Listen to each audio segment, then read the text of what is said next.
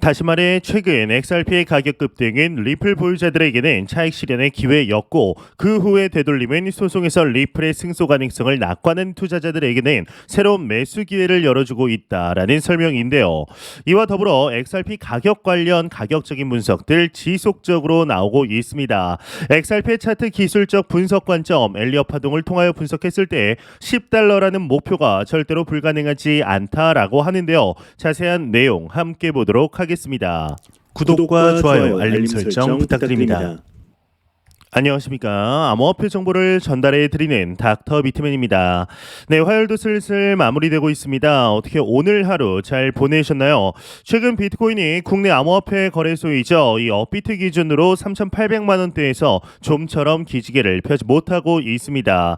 이 반등을 이끌 호재가 나오지 않고 있는 상황에서 미국 규제 강화 분위기로 암호화폐 시장의 경계감이 높아진 것으로 보이는데 최근에 미국의 법무부는 암호화폐 거래소 바이낸스에 사기 혐의를 심의하고 있지만 투자자 보호 문제를 이유로 바이낸스 기소를 주저하고 있는 것으로 알려졌습니다.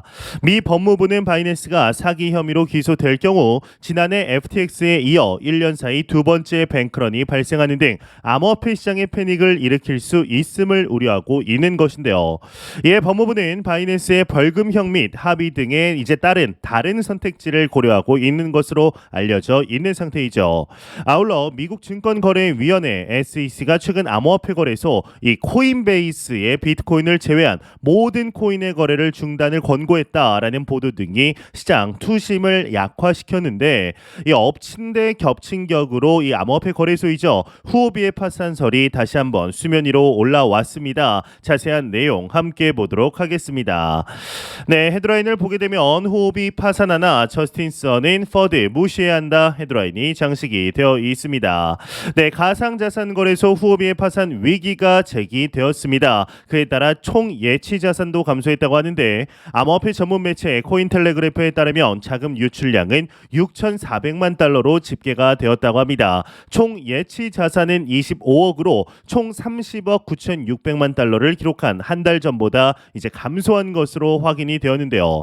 이 후오비의 TVL 감소는 후오비의 도박 플랫폼 운영 의혹으로 중국 당국의 수사를 받는 것이 영향을 미친 것으로 보입니다. 이 중국이 암호화폐 거래소 장악력을 강화하려는 가운데 후오비가 수사망에 포착된 것으로 보이죠. 이 엎친 데 겹친 격으로 후오비의 지급 불능 문제도 제기가 되었는데 핀테크 기업 경영진이자 엔젤 투자자인 애덤 코크란의 경우는 테더 보유량 USDT의 보유량이 불확실한 탓에 이제 후오비의 지급 불능 상태가 이르렀다라는 사실을 확인하였습니다. 디파이 라마의 온체인 데이터 또한 코크란의 주장을 뒷받침하였는데 이 코크란은 머클트리 감사 당시 8월 5일 기준 후오비의 테더 USD 보유량이 총 9천만 달러 이하로 확인된 사실을 전했습니다. 다음 날인 6일 기준 후오비의 테더 및 USD 코인 보유량은 총 7,200만 달러로 난 하루 사이에 이렇게 감소를 했다라는 것이죠. 이 후오비 사용자의 테더 보유량은 6억 3천만 달러, 지갑 내 테더 잔고는 6억 3,100만 달러라며 후오비의 심각한 지급 불능 상태다라고 강조를 하였습니다. 이 밖에 매체는 후오비 최고위급 경영진 최소 1형이 이제 지난 몇 주 사이에 후오비를 떠났다라는 정보 또한 입수를 하였는데요. 이에 대해서 이제 후오비 대변인의 경우는 당연히 가짜 뉴스다, 관련 사실 아니고 운영상의 문제가 없다라고 주장을 하게 되었죠. 이제 후오비 고문도 이제 이 창시자, 이 트론의 창시자이죠. 저스틴 선 또한 이 퍼드는 무시하라라는 이야기를 하고 있고 트론과 후오비는 지속적인 개발을 통해 번창하고 있다. 더 좋은 미래를 향한 우리의 비전의 커뮤니티의 노력을 이제 좀 믿어달라라고 언급을 하였습니다. 네, 사실 이제 후오비의 준비금 부족 의혹은 지난달부터 지속되어 왔는데요. 그러나 후오비는 당시에도 파산 의혹에 대해서 사실무근이다라는 입장을 밝혀왔었습니다. 지금의 시장 상황에서 만약에 이 후오비의 파산이 이루어진다면 많은 분석가들이 예상한 비트코인의 강력한 지지선인 25,000달러 아래도 이제 하락할 가능성이 농후하지 않을까 싶은데 참 지난해부터 루나 사태, FTX 파산, 3에로 캐피털, 실버게이트 뱅크, 최근에는 바이낸스와 코인베이스의 기소까지 이 거래소 순환 시대는 이어지고 있는 것으로 보입니다. 이것들이 이제 모두 그래도 시장의 규제가 아직까지 완벽하지 않다라는 증거로 오히려 규제의 부재가 이제 시장의 잠재력에 반증이 된다라는 생각이 드는데요. 이 후오비 관련 소식 추가적으로 나오는 대로 바로 알려드리도록 하겠습니다. 네, 이러한 다소 이제 부정적인 소식들도 나오고 있지만 내년이죠. 2024년 4월 반감기를 앞둔 상황 속에 중장기적인 관점 비트코인의 가격을 긍정적으로 바라보는 사람들이 더 많은 것이 사실입니다. 이에 블록스트림 죄송합니다. 네, 이에 블록스트림 최고 경영자 이 아담 백의 경우는 비트코인이 3월 31일까지 1억 3천만 원에 도달할 것이라는 언급을 했다고 하는데 못 도달할 경우 13억을 내겠다라는 자신감까지 내비추었습니다. 자세한 내용 함께 보도록 하겠습니다. 네, 헤드라인을 보게 되면 비트코인 내년 3월 31일까지 1.3억 원 돌파에 100만 달러 걸었다 헤드라인이 장식이 되어 있습니다. 이 아담백이 트위터를 통해서 이렇게 밝힌 것인데 블록스트림 최고 경영자 애덤백이 내년 반감기 이전 비트코인이 10만 달러에 도달할 것이라는데 100만 사토시를 내기로 걸었습니다. 그는 지난 6일 52만 명에 달하는 트위터 팔로워를 대상으로 지금부터 내년 4월 중으로 예정된 반감기 사이에 비트코인이 10만 달러에 도달하거나 넘긴다는데 100만 사토시를 걸겠다라고 밝히게 되었는데요. 초기 비트코인 투자자이며 나중에 BTC 마이닝 프로세스에 통합된 작업 증명 시스템인 해시캐시의 발명자로 익명의 사용자 바이킹이 이긴다면 100만 사토시를 지급하겠다라고 덧붙였습니다. 이어서 비트코인이 사상 최고가인 6만 9천 달러를 넘어 치솟는 것을 막은 일련의 불행한 사건들로 인해 지난 주기 사이클 동안의 가격이 억제되었기 때문이라며 이 코로나와 양적 완화, 경제 혼란에 가상화폐, 디파이, 연쇄청산, 그리고 스리에로 캐피탈, 셀시우스, 블록파이, 제네시스 파산 등을 예로 들었는데요. 이 채굴자들에 대한 보상이 반으로 줄어드는 내년 4월 반감기 이벤트 이전 현물 ETF 승인이라는 이제 동인으로 인해 조정이 지연될 수 있다라고 내다본 것이죠. 이 아담백은 마지막으로 2013년 11월 1,200달러에서 2017년 12월 2만 달러가 된 것은 16.7배, 2017년 12월부터 2021년 11월 6만 9천 달러는 3.5배였다라면서 6만 9천 달러가 따라서 이 사이클에 해당한다고 가정한다면 긍정적인 금융산업 정책 보유자 증가, 지연된 상향 조정이 가능하다라고 주장을 하였습니다. 특히나 현물 ETF 승인이 가격 상승에 불을 붙일 것이다라고 언급을 한 것이죠.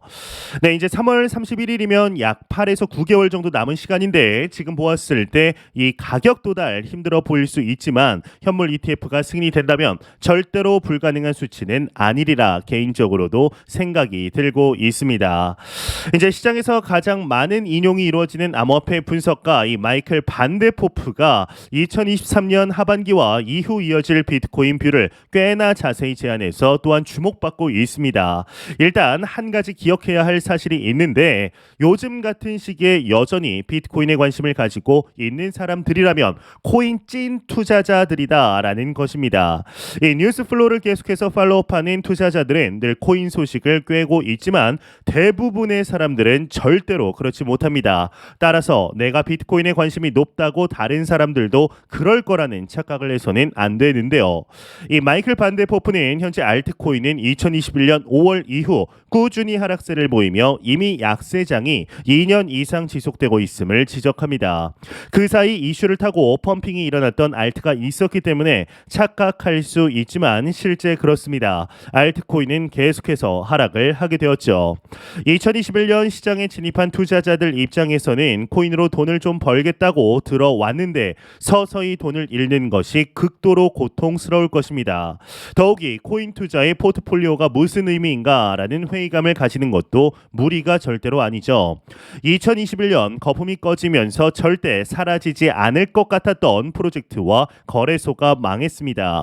2022년 5월 루나가 그랬죠. 그 전까지 루나는 꺼지지 않는 불이었습니다. 루나가 하락할 거라고 의심하면 루나 생태계를 이해하지 못하는 얼치기로 취급받기 일쑤였는데 그런데 루나가 데스 스파이럴에 빠진 것이 이제 겨우 1년이 좀 넘었습니다. 2022년 11월 FTX 거래소가 파산한 후유증은 여전히 지속되고 있죠. 2023년 상반기의 상승은 사실 FTX 갭을 메우는 데서부터 시작됐다라고 말해도 절대로 과언이 아닙니다. 이런 상황에서 비트코인 가격은 1년 연속 15만 25,000달러에서 25,000달러 사이에서 축적되어 오고 있습니다. 이 코인을 2021년부터 시작한 투자자들이 만약 지금까지 버티고 있다면 대단한 정신력이라고 칭찬받아 마땅합니다. 무려 2년간의 하락을 맞았고 2024년 반감기까지 1년 남짓한 시간을 남겨두고 있는데다 다음 불장이 2025년으로 예측되고 있기 때문에 아직도 2년을 더 기다려야 합니다. 이 기간 동안 비트코인이 폭등할 것이라고 생각하는 것 자체가 시장에 대한 이해가 부족하다라는 것을 방증하는데요. 이 비트코인은 그때까지 상당한 지루한 흐름을 보일 것입니다. 이걸 이해하지 못하겠다면 2018년부터 2020년까지의 차트를 보면 됩니다. 비트코인은 여전히 지루할 것이고 위험해 보이겠죠. 그런데 아이러니하게도 문제의 답이 바로 여기 있습니다. 이 비트코인 투자는 항복하느냐 그렇지 않느냐의 선택입니다. 항복하면 무너져 내리게 됩니다. 때론 비트코인 가격이 무너져 내리는 것 같이 보이기도 합니다.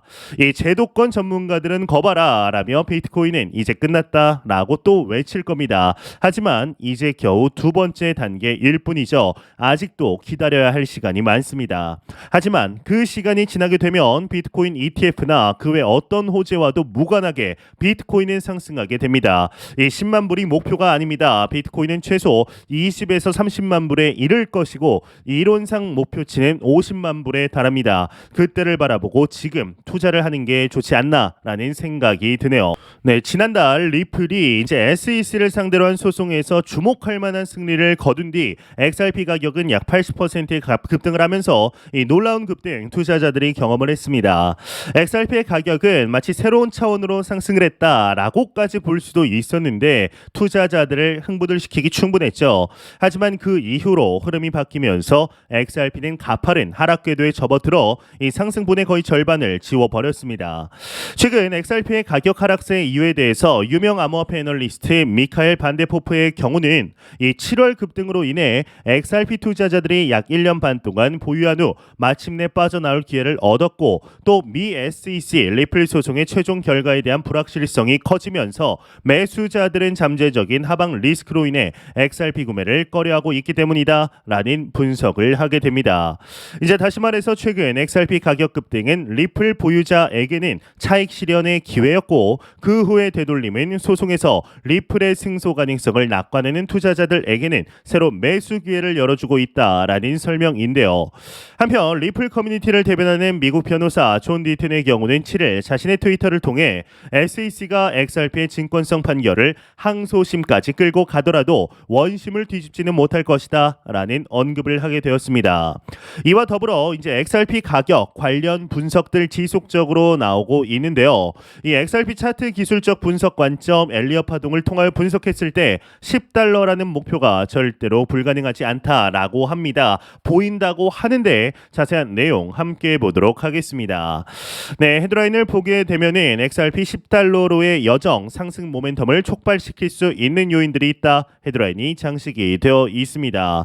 내용을 보도록 하겠습니다. 이 현재 XRP는 눈에 띄는 가격 조정을 겪고 있다. 코인 개코에 따르면 24시간 동안 2.2% 하락했고 일주일 동안 12.1%까지 하락하여서 이 가격이 0.61달러까지 하락을 했다. 그러나 이런 하락세 속에서 유명한 암호화폐 유튜버이자 XRP 분석가인 알렉스 콥의 경우는 $10라는 야심찬 가격 목표를 설정했다고 하는데 그는 엘리엇 웨이브 이제 이론을 활용하여 월간 가격 이론을 차트를 분석했다고 합니다. 엘리어트 파동 이론 이해하기라고 적혀 있는데요. 이 엘리어트 파동 이론은 시장 감정의 재발판 패턴을 식별하여서 이 금융시장의 가격 움직임을 예측하는 기술적 분석 접근 방식이다라고 나와 있습니다. 이제 이 이론의 경우는 창시자 랄프 넬슨 엘리어트의 이름을 딴 것이라고 하는데 시장 가격이 5개의 상승하는 웨이브와 3개의 하락하는 웨이브로 반복되는 패턴으로 펼쳐진다라는 제안을 했다고 합니다. 이 상승 웨이브는 추세 웨이브 웨이브라고 하며 하락하는 수정 웨이브는 보정 웨이브라고 불리운다고 합니다. 이제 이러한 웨이브들은 시장 참여자들의 심리를 반영한다라고 믿어지며 낙관과 비관의 교대를 비관 간의 오늘 말 많이 꼬이네요. 네, 이 낙관과 비관 간의 교대로 반복이 된다고 하는데요. 이 XRP를 둘러싼 이제 공세 감정 속에서 코베 10달러 가격 목표 예측은 낙관적인 견해와 이 암호화폐의 잠재력에 대한 신념이 드러난다라고 이야기를 하고 있습니다. 뭐 이런 식으로 이제 상승하고 하락하고 상승하고 하락하고 상승파 하락파 이제 5파 이후에 이렇게 상승을 한 다음에 똑같이 이제 1, 2, 3, 4, 5파 4파까지 왔기 때문에 5파까지 도달하게 되면은 이제 10달러가 절대로 불가능하지 않다. 엘리엇 파동 관점에서 보았을 때 충분하다라는 이야기였습니다. 네, 이걸 보셨을 때 여러분들은 어떠한 생각이 드시나요? 아마 이제 XRP에 꽤나 오랫동안 투자를 하신 투자자분들의 경우는 이 10달러 고사하고 일단 1달러나 먼저 가자. 1달러까지도 됐다. 일단은 0.8달러까지 다시금 가자라고 외치실 겁니다. 현재 XRP가 보여주는 이제 가격적인 측면들은 참 아쉽기는 하지만 리플사와 이제 XRP의 확장 속도를 보았을 때는 충분히 다른 프로젝트들에 비해서 잘하고 있다라고 확신해서 말씀드릴 수가 있는데요.